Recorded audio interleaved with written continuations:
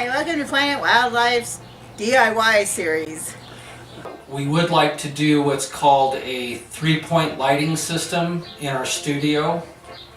And then we're also going to do a DIY on a light stand.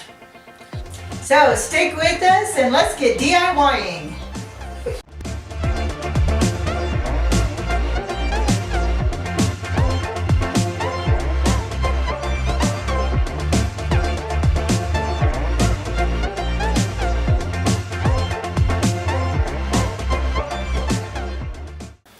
Today we're going to do a photography video. We haven't done one of those in a while. And we're actually going to be talking about videography. We do not deem ourselves to be professional videography experts at this point. But we do have some issues with lighting that we'd like to broach and show you what we're trying to do about it and see if we get some improvements. This is our current studio lighting setup. We have the Lume Cube over here to the right.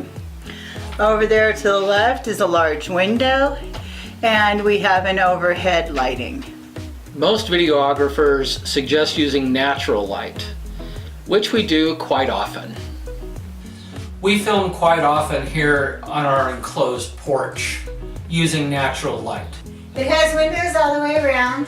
Since the sun is generally to the south, we also still use the Lume Cube out here for fill from this side because it can get bleachy from that side.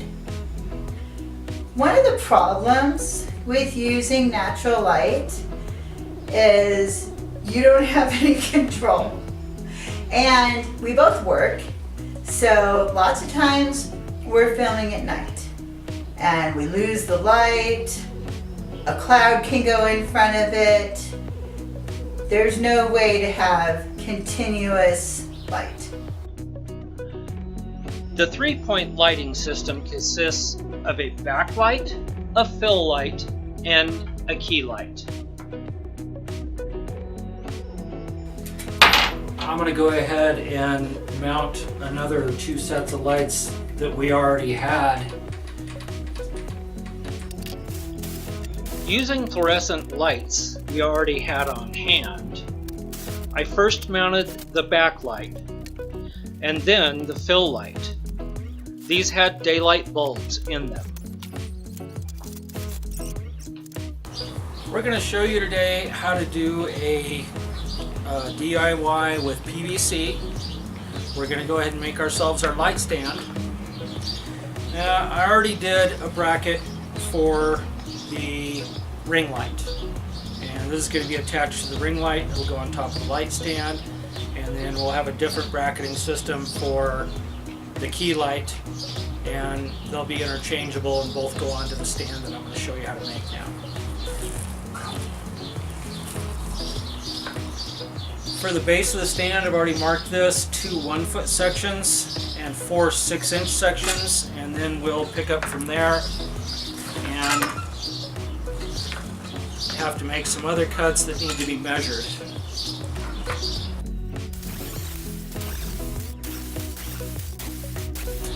So we have our pieces. We bought a bunch of elbows and tees.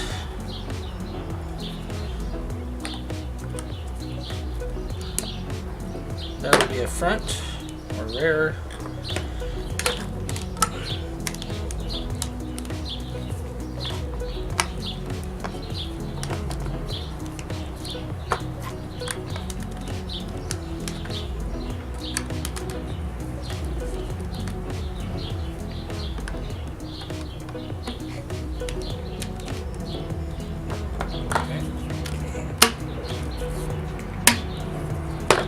So there's our base.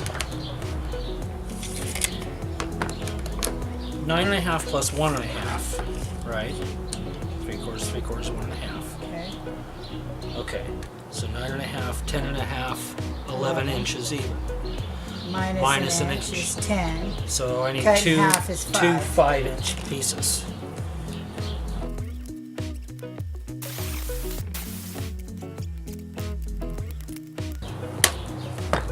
And there is our light stand. Okay, so now we're gonna work on, this is the bracket that goes into the light stand that we made.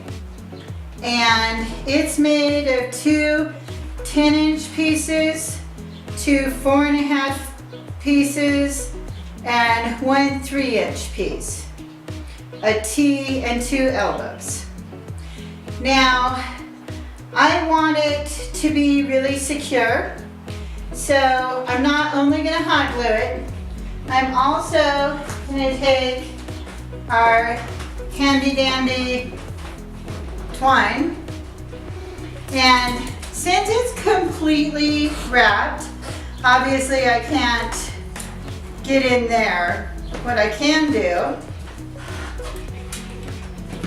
is take the twine underneath the other one's twine. Okay? So let's move this for a minute and let's do 3 pieces of twine that way. We have our 3 pieces of twine. Now, we want to make sure our cord is down here at the bottom. That's pretty important. And we're just going to tie these on. Now, I know that's not going to be very secure. So we're going to go back over with hot glue.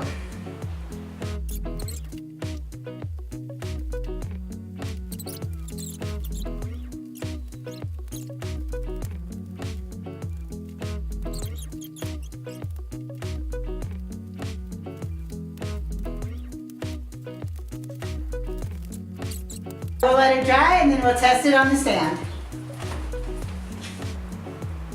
Well, I'm going to make my mount about as simple as I can think of. I'm just going to hot glue it on here. But I don't trust the hot glue just on the paper. The paper seems to tear pretty easy. And I'm worried about the hot glue just tearing at it. So, I'm going to lay some tape as a base. I put it right exactly between my 2 holes. Then it should be balanced, it should be centered.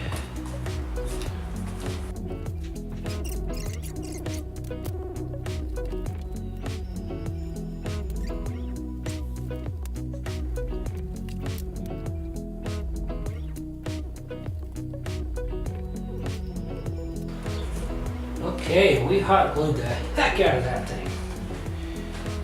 And then that'll just slip into the cuff on the stand. Here we are with our new light stand. You can see all of it.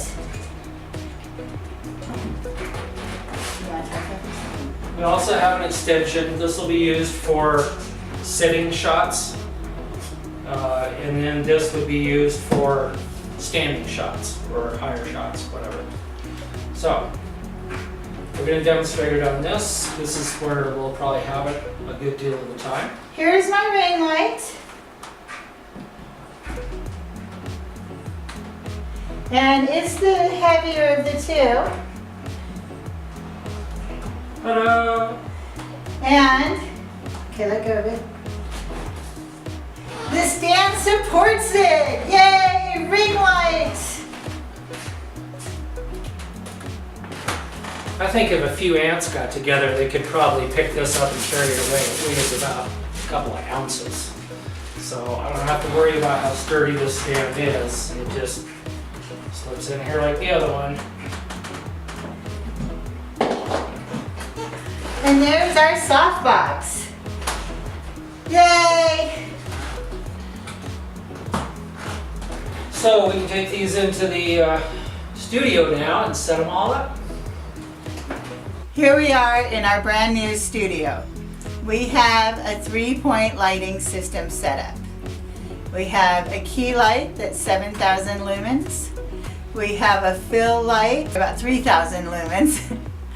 And a backlight or hair light that is also 3,000 lumens. Our side light, our fill light, and our overhead light are both big, long fluorescent tubes, whereas the softbox has incandescent. So it was really hard to compare those.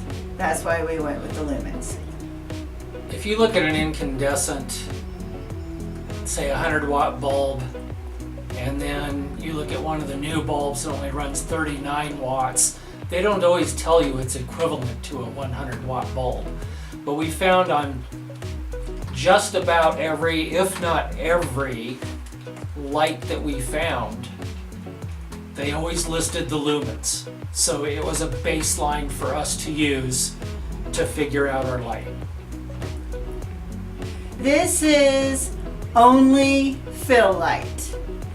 No key light and no backlight or overhead light. And this is us with just the backlight. This is us with just the key light.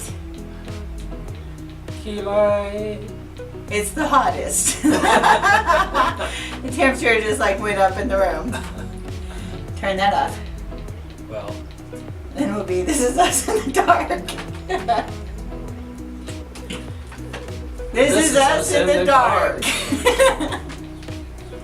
Okay, this is just the ring light. Well, that's not true, the overhead light's on. This is what a ring light is actually for, is close-up photos. It's supposed to make a nice soft light on your face.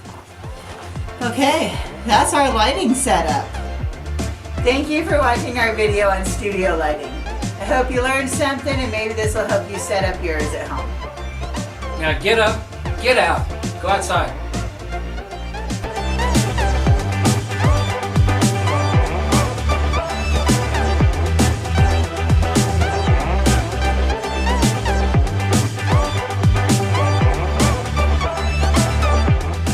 Thank you for watching our lighting on